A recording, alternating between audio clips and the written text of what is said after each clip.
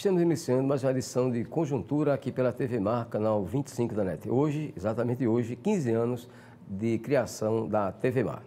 A gente vai, daqui a pouco, ao intervalo e, na volta, vamos entrevistar Felipe Mamed, secretário de Economia da Prefeitura de Maceió. Vamos conversar também nesta edição de Conjuntura, aqui pela TV Mar, com Bruno Toledo, que é deputado estadual do PROS, o Partido Republicano da Ordem Social.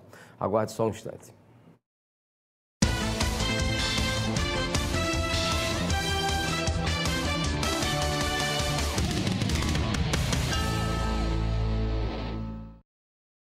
Cada investimento em tecnologia de ponta, cada melhoria feita nas unidades de atendimento, cada demonstração de carinho, cada sorriso, cada etapa vencida mostram o quanto nós do AP Vida somos apaixonados pela vida das pessoas. Tudo para que elas sejam apaixonadas por levar uma vida plena. AP Vida faz bem para você. No trânsito é sempre bom ficar ligado, inclusive no caso de pequenas colisões. Em acidentes sem vítimas, retirar seu veículo do local para dar passagem ao trânsito não prejudica em nada o trabalho da perícia, mas deixar seu veículo interrompendo a via prejudica você e o seu bolso. O Código de Trânsito determina multa para quem não contribui com a fluidez. Fique ligado, acidente sem vítima, tire o carro da pista. Uma campanha da SMTT, Prefeitura de Maceió. O Instituto Arnon de Melo apresenta os fatos mais marcantes da história do nosso estado em uma publicação inédita. A obra literária Alagoas 200 anos. A cultura, geografia e economia dos 2 séculos da emancipação política do estado, contada em 10 fascículos todas as terças-feiras, encartado na Gazeta de Alagoas. Assine a Gazeta e tenha sempre em suas mãos a melhor informação. E colecione o fascículo Alagoas 200 anos. Realização Instituto Arnon de Melo. Você sabia que toda criança tem o direito de ser feliz e de se sentir protegida? Pois é, e é por isso que existe o time da defesa. Uma super equipe criada para mostrar às crianças como se proteger contra a violência sexual. Esse time tem muito para ensinar e a primeira lição é que nenhuma criança deve sentir medo ou vergonha de pedir ajuda. Se algo estranho acontecer com você, conte para alguém em quem confia ou disque o número 100 do seu telefone e denuncie. Diga não. Defenda-se.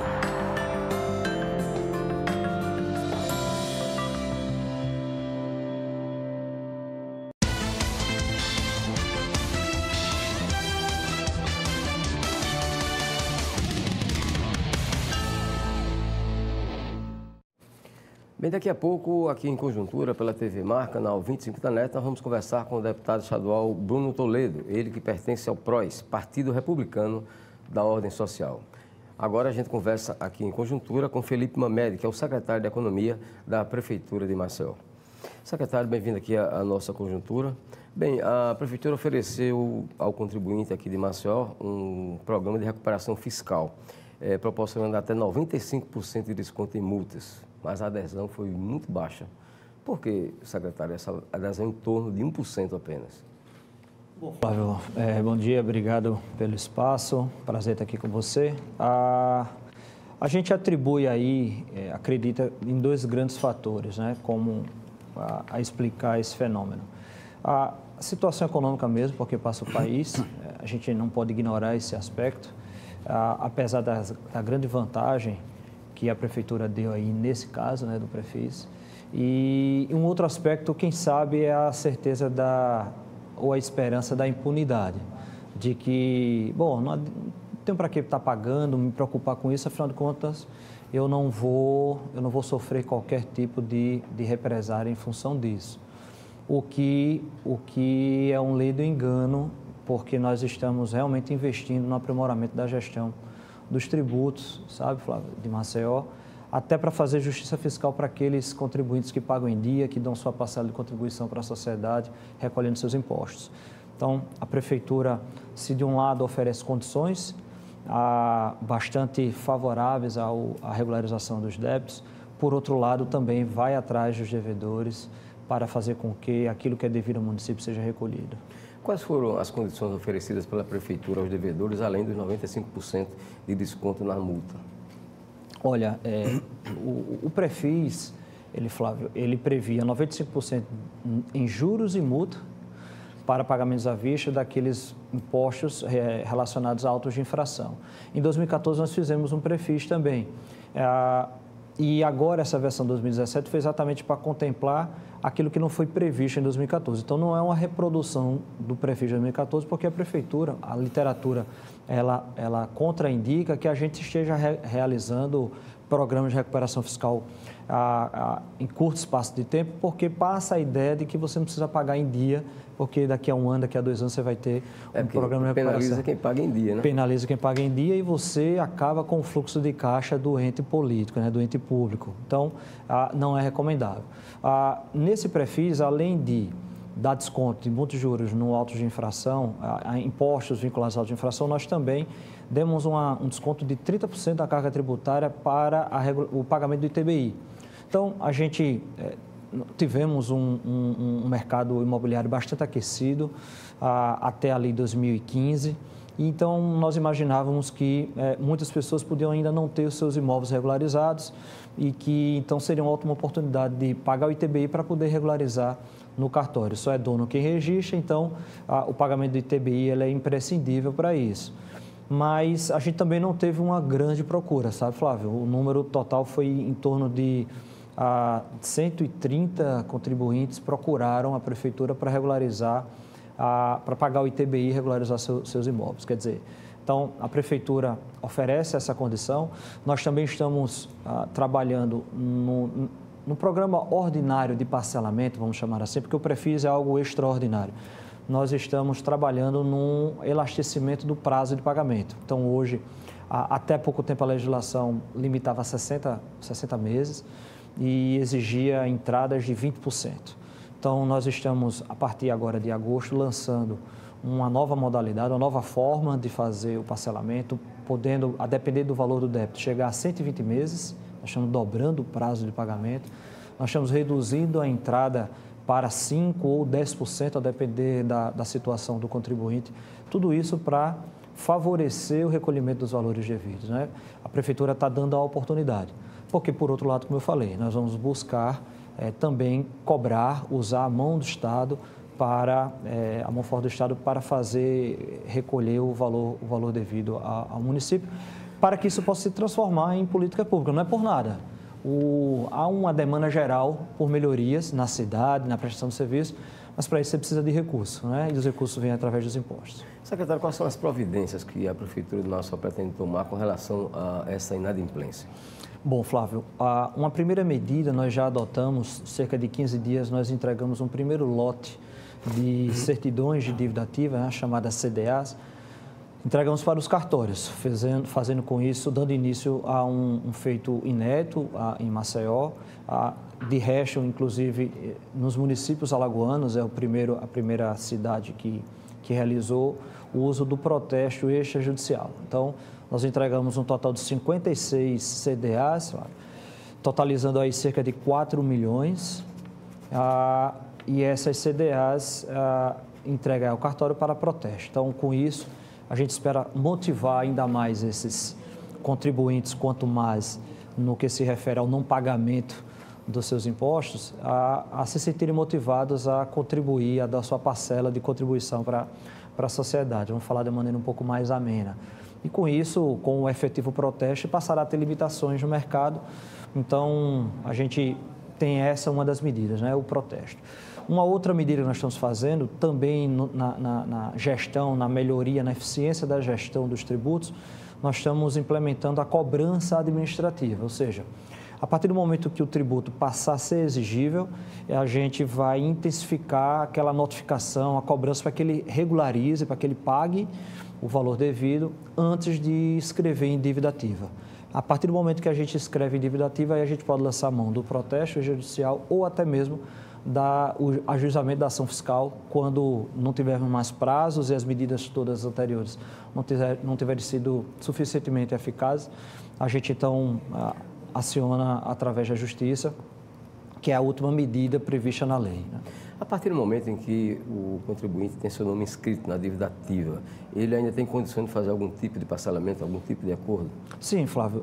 Desde a cobrança administrativa até mesmo quando ele já está na via judicial, é possível aderir ao programa de parcelamento. Como eu falei, o programa de parcelamento ordinário, né, aquele que é o normal, o comum, que está sempre em vigor, ele já oferece condições bastante atrativas. Como eu falei, nós estamos dobrando o prazo de pagamento, a possibilidade de desconto de até 60% em juros e multa para pagamento à vista, e esse desconto vai caindo na medida que há o uso do parcelamento. Então, quanto maior o prazo de parcelamento, menor o desconto. Então, a qualquer momento é possível aderir ao parcelamento. Claro que pagar antes, evitar o parcelamento é a melhor medida, porque, veja, no caso do protesto e no caso da cobrança administrativa, nesse primeiro momento, nós estamos fazendo com devedores que eles mesmos declararam o valor, eles sabem que deve, mas simplesmente não pagam, não recolhem. Quem sabe porque até hoje nada foi feito de mais efetivo para impor a eles a necessidade de cumprir suas obrigações, mas isso está mudando. Bem, vamos ao intervalo, a gente volta daqui a pouco com Conjuntura, entrevistando ainda Felipe Mamed, que é o secretário de Economia da Prefeitura de Maceió.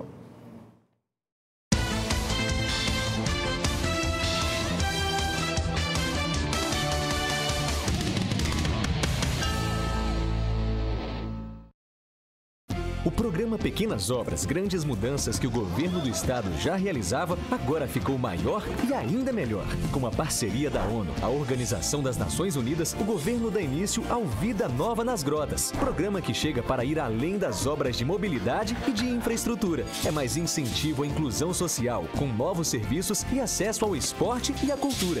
Mais um grande passo de Alagoas, agora junto com a ONU no caminho de uma vida melhor. Governo de Alagoas. Cada investimento em tecnologia de ponta, cada melhoria feita nas unidades de atendimento, cada demonstração de carinho, cada sorriso, cada etapa vencida mostram o quanto nós do Apvida somos apaixonados pela vida das pessoas. Tudo para que elas sejam apaixonadas por levar uma vida plena. Apvida faz bem para você. No trânsito é sempre bom ficar ligado, inclusive no caso de pequenas colisões. Em acidentes sem vítimas, retirar seu veículo do local para dar passagem ao trânsito não prejudica em nada o trabalho da perícia, mas deixar seu veículo interrompendo a via prejudica você e o seu bolso. O Código de Trânsito determina multa para quem não contribui com a fluidez. Fique ligado, acidente sem vítima, tire o carro da pista. Uma campanha da SMTT, Prefeitura de Maceió. O Instituto Arnon de Melo apresenta os fatos mais marcantes da história do nosso estado em uma publicação inédita. A obra literária Alagoas 200 anos. A cultura, geografia e economia dos 2 séculos da emancipação política do estado, contada em 10 fascículos todas as terças-feiras, encartado na Gazeta de Alagoas. Assine a Gazeta e tenha sempre em suas mãos a melhor informação. E colecione o fascículo Alagoas 200 anos. Realização Instituto Arnon de Melo. Você sabia que toda criança tem o direito de ser feliz e de se sentir protegida? Pois é, e é por isso que existe o time da defesa. Uma super equipe criada para mostrar às crianças como se proteger contra a violência sexual. Esse time tem muito para ensinar, e a primeira lição é que nenhuma criança deve sentir medo ou vergonha de pedir ajuda. Se algo estranho acontecer com você, conte para alguém em quem confia ou disque o número 100 do seu telefone e denuncie. Diga não. Defenda-se.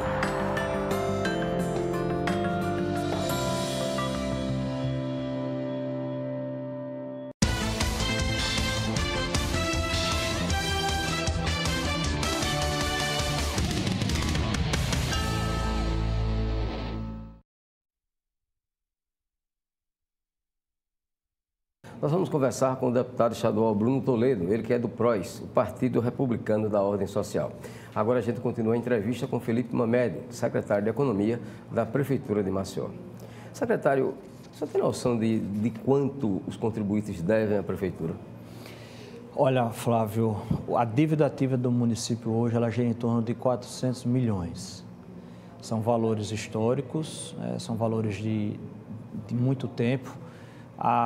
Dentro disso, a gente sabe que existe aquilo que se chama título podre, né? Porque nós temos um cadastro ainda muito deficiente.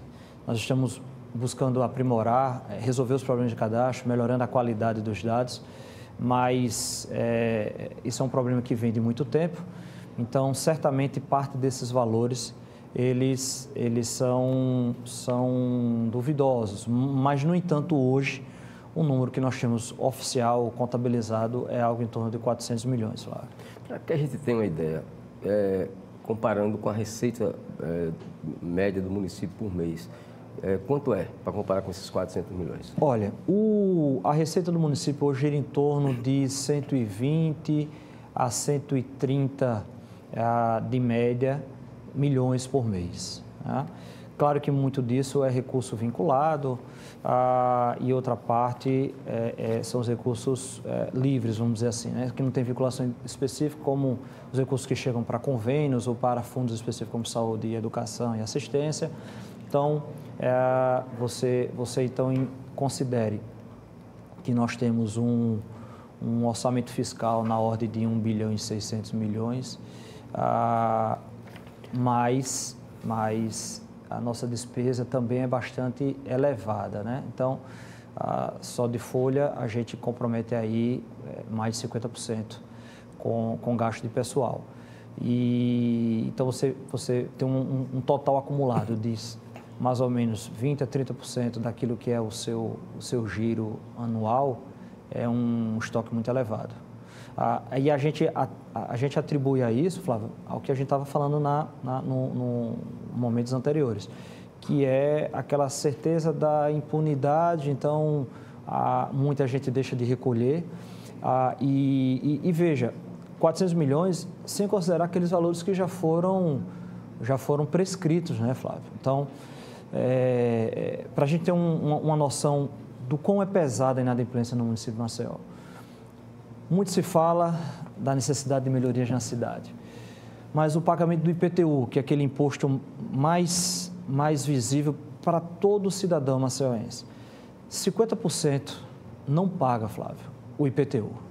50% dos maceioenses não pagam o IPTU, ou seja, muitos daqueles que reclamam não dão a sua parcela de contribuição, não contribuem para que a prefeitura possa desenvolver as políticas públicas e promover a melhoria na cidade. Secretário, essa inadimplência é alguma coisa recente ou já vem de muito tempo? Olha, ela vem de muito tempo e é preciso que haja uma atuação um pouco mais enérgica e eficiente na gestão dos tributos, como no caso a cobrança, né? Então, o que acontecia? Eu devo, não nego, pago quando quiser, né? Não é nem quando puder, porque afinal de contas ninguém vem me cobrar. Mas a gente está indo atrás exatamente para premiar e valorizar aqueles que pagam seus impostos em dias e para que a gente possa efetivamente promover as melhorias que a cidade precisa, promover a melhoria no serviço público que o cidadão maceioense, sobretudo aquele mais carente, necessita. Qual o perfil médio desse contribuinte que está em débito com a prefeitura? Olha, nós temos um perfil bastante heterogêneo, sabe, Flávio? Ele está presente em praticamente todas as regiões administrativas. Há uma concentração menor na região Ponta Verde, Jatiuca, Pajuçara. Aqueles que acabam tendo um poder aquisitivo um pouco melhor, a gente acaba que tem também um índice de adimplência mais elevado nessas regiões.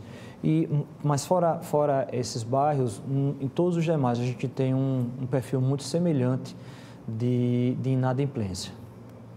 Quais as fontes, secretário, as fontes de receita da prefeitura? Olha, nós temos a arrecadação própria, que se baseia aí nos impostos mercantis, que sobretudo o ISS, né, o Imposto sobre Serviço, que incide aí sobre a economia. Nós temos os impostos patrimoniais, que nós temos o IPTU e o ITBI, né? O IPTU é aquele imposto que tem mais a cara da cidade mesmo, todo cidadão, como eu falei, ele acaba tendo a oportunidade de contribuir com a sua cidade. O ITBI também, o imposto patrimonial ali vinculado à transferência da propriedade. E além disso, nós temos taxas, que são aquelas taxas que servem para regular a ocupação, né, do solo, o uso dos espaços públicos. Nós temos também a COSEP, que é a contribuição sobre a iluminação pública. Todo mundo paga lá uma parcelazinha na conta de energia. Então, essas são as fontes, diria, próprias de arrecadação. Aí nós temos também as transferências de FPM, né, o Fundo de Participação dos Municípios, porque tudo que se arrecada é concentrado, a maior parte, lá no governo federal, e o governo federal, então, depois devolve os municípios. Há meio que uma insanidade nesse movimento. A gente recolhe aqui para mandar para lá, para depois ter que voltar, e muitas vezes não volta, ou não volta na quantidade que deveria voltar, ou com a velocidade que deveria voltar, Flávio. E temos também os repasses aí vindos do governo estadual, que é o repasse de ICMS, também parte daquilo que se arrecada nos municípios são concentrados no estado e voltam para os municípios.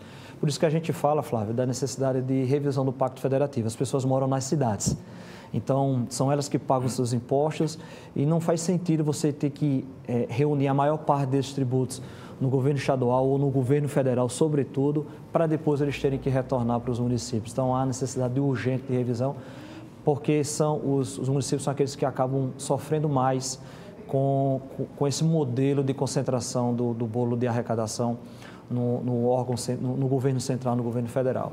A título de exemplo para você, só esse ano, nesse primeiro semestre, o governo federal deixou de repassar 14 milhões para a formação do Fundo de Desenvolvimento da Educação Básica, o Fundeb. Quer dizer, são 14 milhões a menos para fechar as contas da educação. Então, você conta com dinheiro que é seu, é do município, mas está na mão de um terceiro e esse terceiro não repassa aquilo que é devido.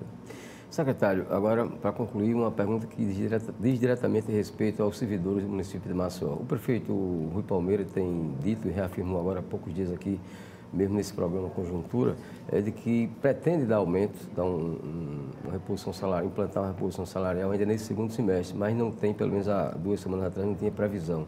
E aí, o quadro continua o mesmo? O que o senhor teria a dizer aos servidores com relação a um possível reajuste? Olha, Flávio, eu começo dizendo que todo governante, ele deseja promover o máximo possível de atendimento às demandas do seu público, né?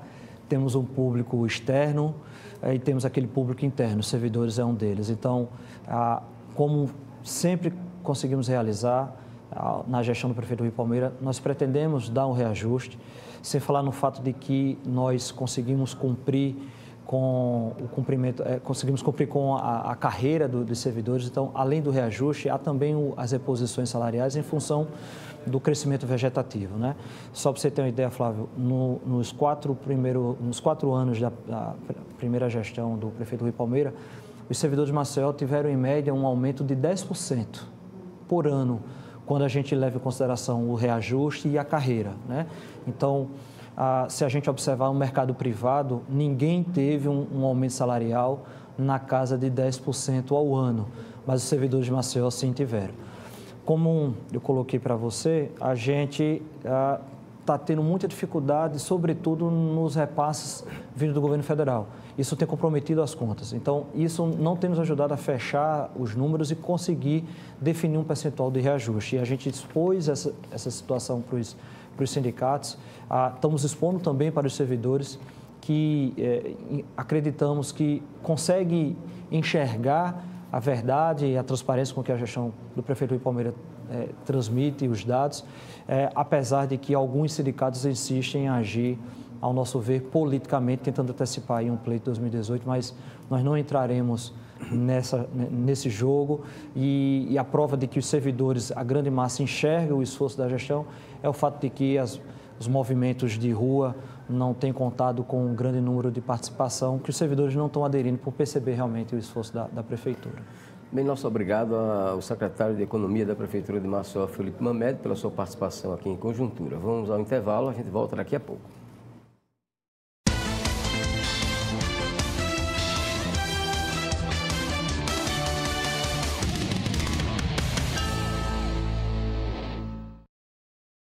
Você sabia que qualquer pessoa pode ter o vírus HIV, que é o que causa AIDS?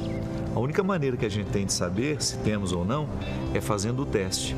O teste é rápido, seguro, sigiloso e ele está disponível no serviço de saúde. Cuide bem de você e de todos que você ama. Faça o teste de HIV/AIDS. Apoio Organização Arnon de Melo.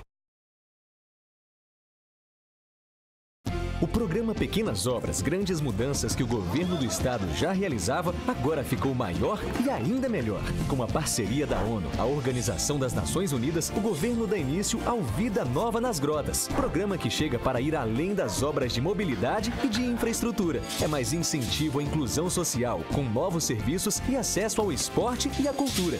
Mais um grande passo de Alagoas, agora junto com a ONU no caminho de uma vida melhor. Governo de Alagoas.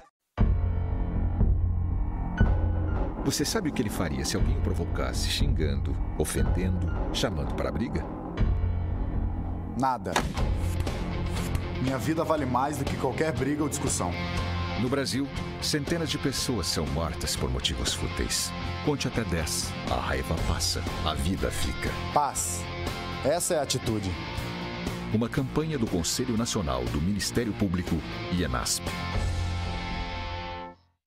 Cada investimento em tecnologia de ponta, cada melhoria feita nas unidades de atendimento, cada demonstração de carinho, cada sorriso, cada etapa vencida mostram o quanto nós do AP Vida somos apaixonados pela vida das pessoas. Tudo para que elas sejam apaixonadas por levar uma vida plena. AP Vida faz bem para você.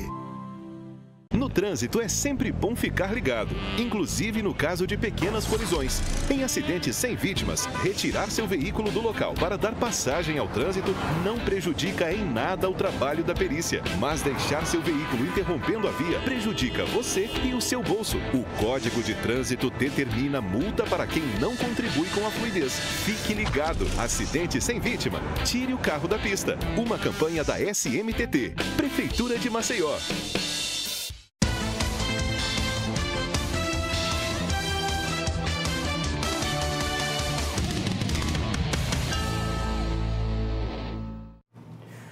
Bruno Toledo, deputado estadual do PROS, Partido Republicano da Ordem Social, é nosso entrevistado a partir de agora aqui em Conjuntura. Deputado, bem-vindo aqui a nossa Conjuntura, exatamente no dia que a TV Mar completa 15 anos já de implantação. Deputado, o senhor iniciou a legislatura, aliás, no início da legislatura, apenas o deputado Rodrigo Cunha se manifestou assim como sendo de oposição ao governo do Estado. E com pouco tempo depois, o senhor, através de algumas declarações, algumas posições, tem se manifestado também um opositor ao governo do Estado. Esse é o fato? Bom, Flávio, primeiro eu queria parabenizar a você pelo seu programa e a TV Mar também por esses 15 anos de um bom jornalismo, de um instrumento de informação tão importante para a sociedade alagoana. De fato, você colocou muito bem. Eu iniciei esse mandato parlamentar focado, Flávio, em ajudar o meu Estado. Eu não poderia iniciar oposição a um projeto se eu não conhecia que projeto era esse. Eu não seria oposição apenas a um sobrenome, a um legado familiar. Eu queria compreender aquele projeto para aí sim me posicionar, mas sempre com muita independência. Votei favorável por entender que naquele momento o Estado precisava se readequar à realidade, o Brasil vivia uma crise muito grande e algumas posições do governo que se iniciavam naquele momento eu entendia que era necessário e compreendia como importantes. Mas depois eu comecei a enxergar, Flávio, que nem tudo que se falava refletia com a realidade. E aí as minhas posições de dependência começaram a incomodar, porque uma casa que, como você colocou, quase que a unanimidade se coloca como governista e em alguns momentos você se colocar com independência incomoda. Então, assim, eu continuo na mesma posição, tenho contribuído, por exemplo, na última votação lá na extraordinária, que apreciamos um empréstimo ao Estado, eu votei favorável, por entender que qualquer investimento é importante, é necessário. Então, eu não faço oposição por oposição ou para qualquer situação. Eu voto com independência e para o benefício do meu Estado. A sua candidatura à presidência da Assembleia foi assim, um gesto também de manifestar oposição ao governo? Olha, até que não. Alguns pensam que foi um movimento aí oposicionista ao governo do Estado, mas de maneira nenhuma. A minha candidatura, que foi inusitada mesmo, não foi planejada nem sequer por mim, nasceu de uma insatisfação, sabe, Flávio, com a condução da mesa diretora da ocasião. O presidente Luiz Dantas, que é unanimidade, é um conciliador, é um deputado que tem experiência e que sabe utilizar essa experiência para amenizar a casa, mas ele não conduziu bem o processo eleitoral. Ele menosprezou aquele grupo que estava se criando com a insatisfação com a mesa diretora que presidiu a casa no primeiro biênio. E por equívocos no processo eleitoral é que se criou aquela minha candidatura que não tinha pretensão de ganhar, a verdade é essa. Eu tinha me posicionado no grupo que, caso o presidente Luiz Dantas não se colocasse de melhor forma no processo eleitoral, eu iria me posicionar, eu iria me manifestar. O projeto do grupo sempre foi a alteração dos outros cargos da mesa diretora, não pensava em mudar o presidente. Mas eu não iria votar, sabe, Flávio, em quem não queria o meu voto. E a minha posição era essa, de independência, mostrar a minha insatisfação com o processo e fui surpreendido até com um número maior do que o esperado. Naquele momento, quando a gente saiu para a votação, não esperava aquela votação que tive. Faltou pouca coisa, né? Pouca coisa, né? Mas entenda, eu acho que algumas derrotas no processo servem como lição e como aprendizado. Eu costumo dizer para aqueles que estão próximos de mim que foi a derrota mais vitoriosa da minha vida. Eu acho que estou bem na forma que estou, pude produzir muito mais nesse segundo biênio do que o primeiro biênio da casa. Estou na Comissão de Constituição e Justiça, estou na 7ª comissão, até como vice-presidente, então não sofri nenhum tipo de represália do presidente, que nesse segundo biênio prestigiou as indicações da liderança do meu bloco, me colocando em comissões importantes. Bom, o seu pai, Fernando Toledo, foi um dos expoentes do PSDB, foi até presidente da Assembleia Legislativa e hoje está no Tribunal de Contas do Estado. Ele, sendo esse expoente que foi do PSDB, surpreendeu muita gente a sua saída do PSDB para o PROS. O que foi que aconteceu? Olha, Flávio, exatamente por essa limitação que eu tinha na minha atuação parlamentar. O regimento da casa permite aos líderes exercer algumas atribuições que, quando você não é líder, você não pode exercer. E o PSDB tinha uma influência muito grande, e ainda tem uma influência muito grande, do Executivo, do Governo do Estado. A maioria dos deputados do PSDB são ligados ao Governo do Estado. Então, eu tinha dificuldade em exercer algumas prerrogativas do regimento, por ser do PSDB, mas eu fiz essa minha mudança de partido, foi extremamente dialogado com o partido. Eu tenho muito respeito pelo ex-governador Teotônio Vilela Filho, por sua história, por tudo por onde ele passou, deixou um grande legado. E a minha mudança de partido foi extremamente dialogado, teve o aval do ex-governador Teotônio Vilela Filho, então não houve trauma nenhum. Foi uma mudança para fortalecimento do mandato e pelas prerrogativas da casa, e acredito que isso se concretizou na prática, né? Como falei, hoje faço parte de muitas comissões e, olha, no primeiro biênio, eu fui o único deputado que não estava em nenhuma comissão. O único deputado dos 27 que não estava em nenhuma das comissões. Então, eu estava com minha atuação limitada e hoje eu posso dizer que estou muito mais fortalecido, posso contribuir muito mais com minhas opiniões, inclusive na Comissão de Constituição e Justiça, Flávio, barrando muitos projetos que são inconstitucionais. Que nos meus pareceres eu consigo que a maioria siga esses pareceres, evitando esse entulho legislativo que muitas vezes a gente tem que apreciar vetos que só atrasam a vida do contribuinte, né? Só atrasam a vida do cidadão, trazendo algum tumulto, algum constrangimento. Então, tenho conseguido contribuir na Comissão de Constituição e Justiça, então, provando que essa alteração de partido foi muito boa e o objetivo foi concretizado. Deputado, qual a estrutura do PROS em Alagoas? Olha, Flávio, o PROS é um partido que eu costumo dizer que, em quantitativo, ainda é um partido pequeno, mas em qualidade é um partido que se sobressai. Nós temos nos nossos quadros partidários pessoas da envergadura de Alexandre Toledo, que foi prefeito de Penedo por 3 mandatos, foi secretário de Saúde, secretário de Agricultura, deputado federal. Eu posso dizer que ele era um coringa do governo Teotônio Vilela Filho, um homem que toda a sociedade alagoana conhece a sua história, sabe do seu potencial. Nós temos também o ex-superintendente da Polícia Federal, doutor Pinto de Luna, que teve a sua atuação como superintendente brilhante na sociedade. Todos sabem do combate à corrupção que o doutor Pinto de Luna teve na época que foi superintendente da Polícia Federal, mas também teve uma atuação político-partidária interessante. Ele chegou a ser cogitado a ser senador e seria um forte candidato, e aí, por algumas artimanhas da atividade política, ele não teve a legenda para ser candidato a senador. Mas é um homem também, um expoente da sociedade, todos sabemos do potencial do Dr. Pino Luna e está conosco no PROS. Então, é um partido que, em quantitativo, ainda podemos dizer que não faz parte do rol dos grandes partidos, mas em qualidade nós temos muita. Então, isso demonstra que o crescimento do PROS é questão de dias aí, que o PROS, tenho certeza absoluta, vai crescer muito e ainda vamos ouvir falar muito do Partido Republicano da Ordem Social. Quais são os projetos do PROS para 2018? Eu pergunto isso colocando, inclusive, que hoje nós só temos uma candidatura posta ao governo do Estado, que é a do próprio governador Renan Filho, candidato à reeleição. E aí, como é que pretende se posicionar o PROS? Na verdade, Flávio, o que nós temos verdadeiramente é um único candidato, declaradamente candidato, que é o governador Renan Filho, que declaradamente é candidato à reeleição. Mas eu não acredito que é uma candidatura única, nós não teremos WO em Alagoas. Nós teremos uma candidatura que vai se opor à candidatura do atual governador Renan Filho. O PROS hoje dialoga com os partidos que fizemos parte na municipal. Dialogamos com o PSDB, com o PP, com o PDT, com o PR. São partidos que estavam juntos no primeiro turno da eleição da reeleição do prefeito Rui Palmeira. Mas o PROS quer protagonizar essas eleições, sabe, Flávio? Nós temos nome para isso, nós temos quadro, como eu falei, que podem participar de qualquer candidatura, mas isso é uma construção partidária. Nós precisamos saber efetivamente quais serão os candidatos, quais serão as candidaturas postas, para aí sim o PROS se colocar. Mas uma coisa é certa, o PROS tem quadros sim para protagonizar qualquer uma desses cargos que serão colocados para a disputa.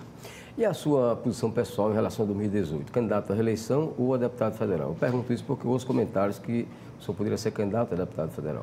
É possível, né, Flávio? Eu não posso antecipar, até porque nós não sabemos nem qual é a regra do jogo. Nós temos aí alguns problemas para 2018. Na verdade, Brasília não sabe como serão a parte de financiamento.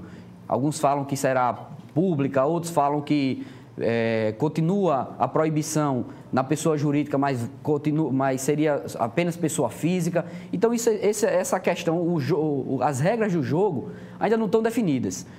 Alguns falam que seria uma candidatura com perfil majoritário para proporcional, do primeiro ao último das vagas, os mais votados, que seriam os candidatos, que eu acho até justo.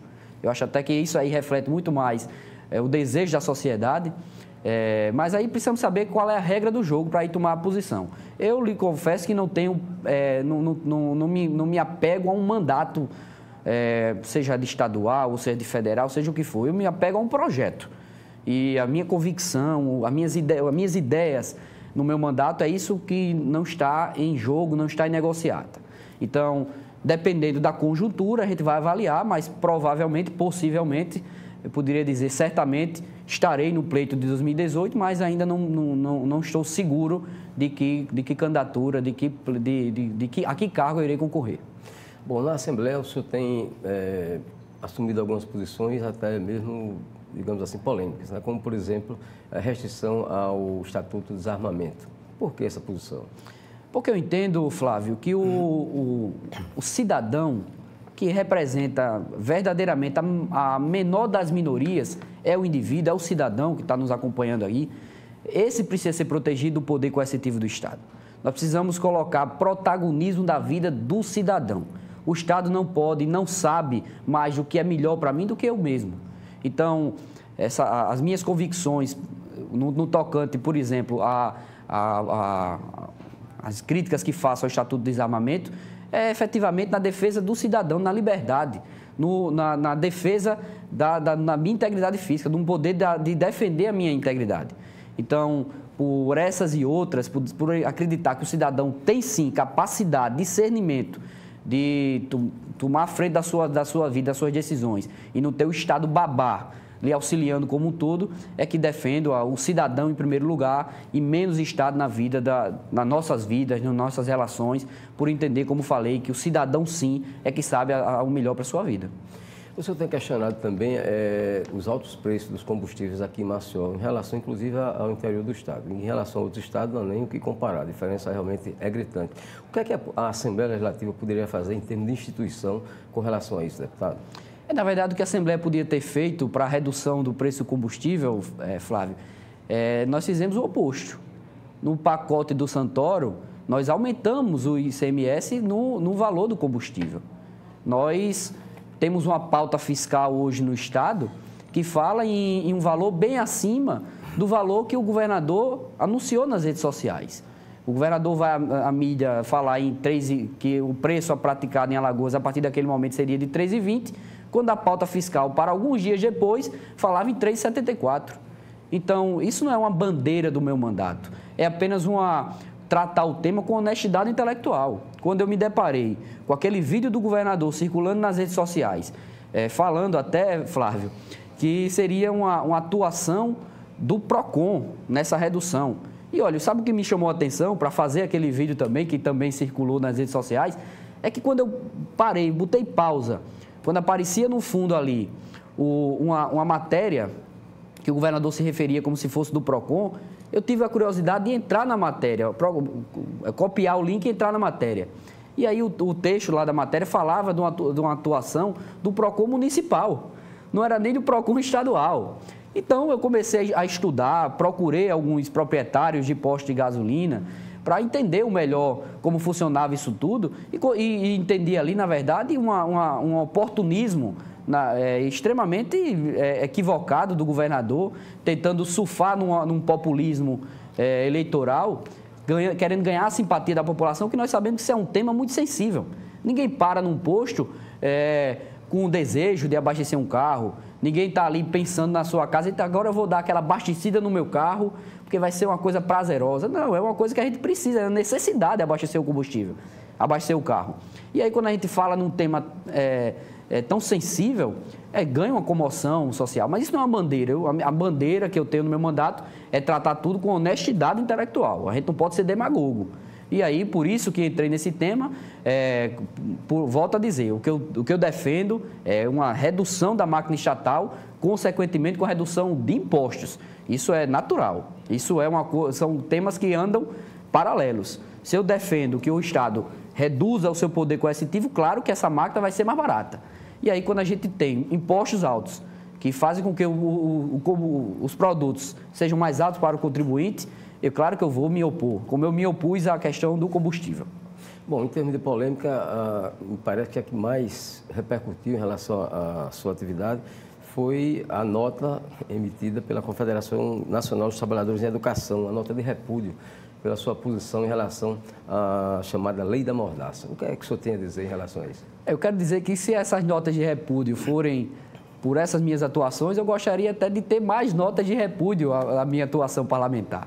Mas por que o senhor é contra a Lei da Mordaça? Porque não é a Lei da Mordaça, Flávio. Porque verdadeiramente essa lei não é a Lei da Mordaça. Muito pelo contrário, essa lei defende que tenha o livre debate em sala de aula, que a gente trate dos temas, agora trate com honestidade. Ora, eu defendo o teu direito de pensar de uma forma, mas eu também quero que o meu direito também seja respeitado. E aí, quando a gente tem uma lei que trata isso de forma ampla, aberta, que qualquer tema que seja trazido em sala de aula tenha também um conteúdo que contrapôs esse tema de forma justa e no mesmo teor, você tratar do amplo debate, a defesa do amplo debate. E aí o que alguns, principalmente sindicatos, querem é que teorias marxistas prevaleçam, que não tenhamos um contraponto. E o que eu defendo é o direito de todos em pensar, em raciocinar, em criar suas convicções.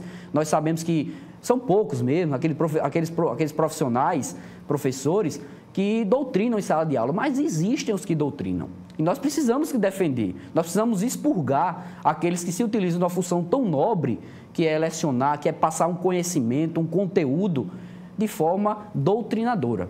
O que essa lei proíbe é que nós tenhamos camuflado de profissionais, de professores, verdadeiros doutrinadores de teorias que julgo, no meu entender, extremamente equivocadas, mas quero respeitá-las, quero o direito de se contrapor.